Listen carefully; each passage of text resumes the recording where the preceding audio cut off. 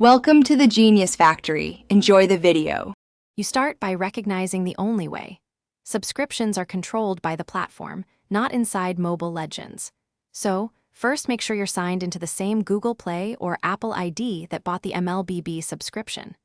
Once done, close Mlbb to avoid sync issues and open the store app directly.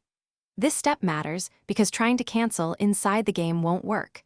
You must manage recurring payments through the store's subscription settings. Now you go into the subscription manager and find the Mobile Legends entry, Prime, a monthly pass, or another recurring item. On Google Play, tap Menu, then Subscriptions. On Apple, go to Settings, tap your name, then Subscriptions.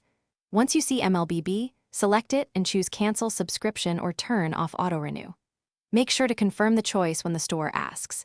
This stops the next automated charge while keeping access until the current period ends. Finish by verifying the store shows the subscription as canceled or displaying an expiration date. Take a screenshot for your records. If the Mlbb subscription doesn't appear, double-check you're using the correct store account or payment method. Sometimes people have multiple Google or Apple ID. Once confirmed, you're done. The auto-renew will not charge again.